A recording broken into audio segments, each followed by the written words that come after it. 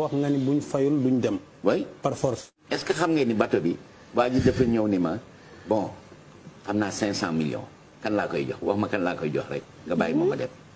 ma ne ko grand man soxla ma sa 500 millions. macha allah mën nga compter ñaata Sénégalais ñooy bañ 500 millions.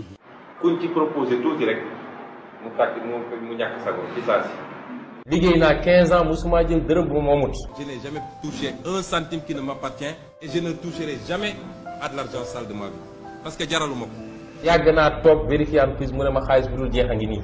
wallaahi musuma jël dërëm bu ma moomut. àdduna du yàgg bu ngeen dégg ñu ne ci li ñu bokk ñun ñëpp muy réew mi Ousmane Sonko def na ci lu mu ci warul def wala jël na ci lu mu warul jël wala ñu ne jaay na intérêt réew mi. génération yu ñëw wax naa la que léegi nii dana ci ami ñu baax de xëy na fi mu nekk yàlla ngi ci tànn nit ñi ngay tànn rek yàlla nag moo def yëfam ñi ngay tànn ñan ñoo war a jiitewaat Sénégal mais rikk na nekk doomi kor rikk na nekk doom ñu ñame rikk na nekk ñu xam ne dañu doylu yaakaaruñu seen dund wala yaakaaruñu defar Sénégal ci bitim réew déedéet. ba pare bi ñu d'accordé ni dina fay 600 millions dama ko wax mu yokk mu ne ma bon léegi 600 millions yaa ni naka la ñuy def ma ne ko naka nga daan def yow mas nañ la jàpp juróomi yoon naka nga daan def mu ne ma dañ may joxoñ nit ma jox ko xaalis bi ma ne ko joxoñ naa la trésor public c'est bien ça.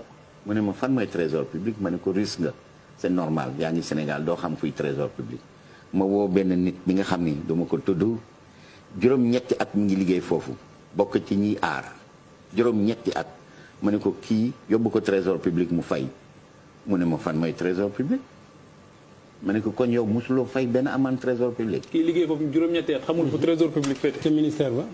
ma ne ko yow juróom-ñetti at yaa ngi liggéey loo xam fuy trésor public. ah oui franchement.